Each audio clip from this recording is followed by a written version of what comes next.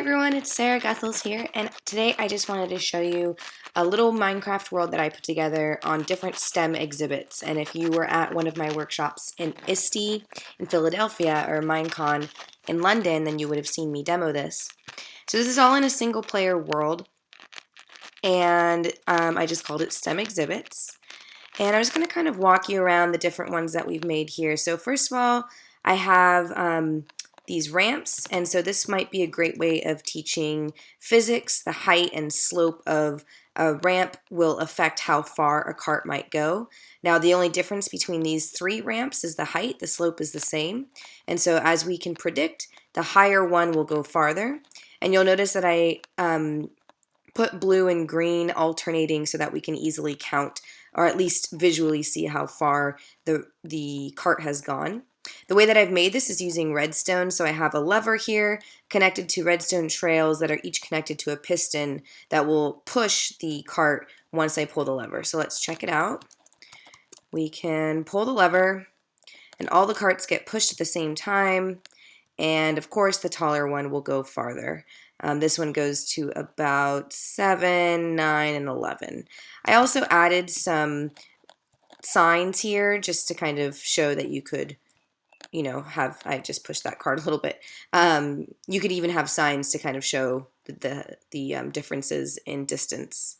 Now over here we have teaching area and volume and perimeter. So a way of teaching this is, for example, you could have this laid out and have the students either on a worksheet or in Minecraft tell you what the area is, or you could have a sign or a worksheet that tells them to build something with that area. So these two are area, and then similarly you can do volume. And it might be kind of hard to see because they're of the same color, each block is, but what's great about Minecraft is you could actually destroy them and count as you go, and that will help students really construct their own learning because they're actually able to manipulate the world around them. Now this example came from one of the teachers in the workshop. It's teaching fractions through the use of different colors in a structure. I've just built a wall, but you can imagine building an entire house or something and asking them what fraction of that house, or in this case wall, is orange, blue, and pink. And then I've done it in two different ways here, one vertically and one horizontally. And one teacher pointed out that it might be even more useful if we could do it something like this, where it wasn't as obvious that these are the same. This one is also the equivalent in terms of fractions. It just looks very different.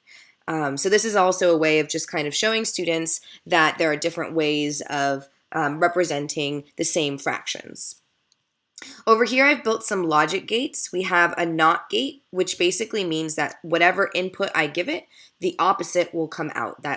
So if my input is on, as you can see here, then my output is going to be off. And if my input is off, then my output's going to be on.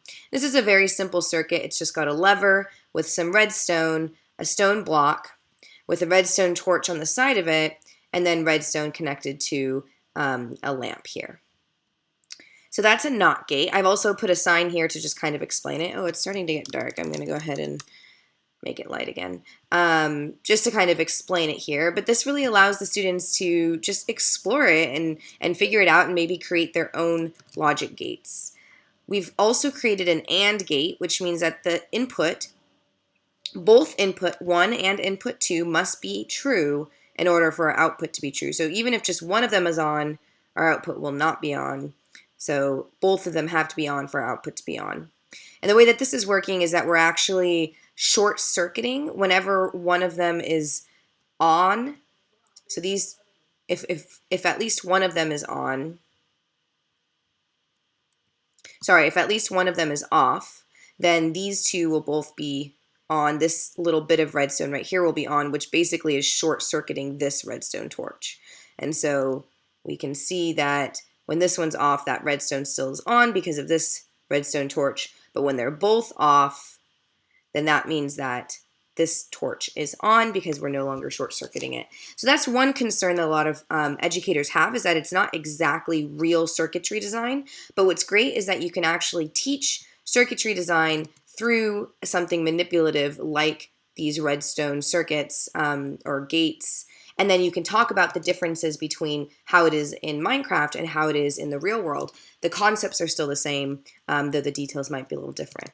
Looking at these 3 circuits from above, we have a NOT gate here, an AND gate here, and this gate here is called a NAND gate because it's basically a NOT gate with an AND gate. And so a NAND gate works in the exact opposite way of an AND gate.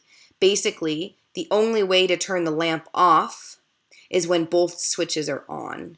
So as long as one of the switches is off, then it's going to remain on. But if both switches are on, then the torch remains off. All right, moving on. We can also design mazes. This is just one example, but you can pull the lever and using a piston, it can close your entry into the maze. And so you could imagine having students design a maze on paper that uses circuits like redstone connected to pistons that will push blocks to block the area. And you could imagine that this lever is somewhere hidden in the maze, and so they have to try to find it. This is a challenge that I actually gave to my workshop attendees where I said that this single block right here had to remain on for only a few seconds when activated, like that. That's how a button works. It only is activated for a few seconds. This kind of L shape had to be able to be turned on and off. Now, in the workshops, I showed that these were connected, which was actually a trick because if we turn this lever, then this one also gets turned on, and that's because we have some redstone being powered here through this connection. So we actually would have to break that connection to ensure that this lamp only turns on for a few seconds when activated. These ones all turn on and off at will. Notice that we had to put some redstone above the lamps. And then this one needed to be remained on at all times. And this is just one way of doing it, attaching a bunch of lamps. However, there are lots of other ways of doing it as well, using redstone torches, redstone blocks, and bits of redstone that you can actually trail across the top of this. Finally, my last thing here is a popcorn maker. This is just kind of a neat little thing that I found on the internet and then recreated. So if I push this button, it looks like popcorn is popping out. And to make this, all I did was put some redstone attached to this stone block, and there's a button on the other side of it. And then I attached the redstone to this dispenser, and if you right-click the dispenser, all I've done is I've put pumpkin seed inside of the dispenser. And pumpkin seed looks like popcorn when it pops out. So when a dispenser gets any kind of, pulse of energy, it dispenses, and in this case, it'll dispense popcorn. So these are just a few examples, and actually, I'm going to share this world with everyone. Maybe I'll fill in that, maybe not with red sand, maybe I'll fill in the volume here for you so that you have the world set up. And I'm also going to show you how you can, now notice that we're going to have to reset this as well, so we should delete those. You can fly by double clicking up. We need to turn off our lever.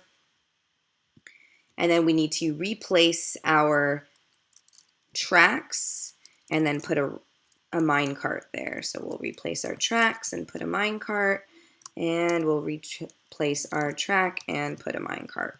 Perfect. Okay, so this world is all ready for you all to play with and to get some ideas of your own. I'm going to save and quit. And then the great thing is that these are really easy to share. So inside of, if we look at, let's see, there's a way of looking at this. I was just doing so. It's not letting me. Anyways, inside of the application support, so we go to application support folder, we go to Minecraft, and then we go to saves. You'll notice that my STEM exhibits is here, and it just kind of has a lot of data inside of it. The easiest way to share them is to just zip this folder up, and then I'm just going to drag it onto my desktop, and I'm going to go ahead and save this world up on the internet, and I'm going to tweet about it and put it in the blog so that you all can download it.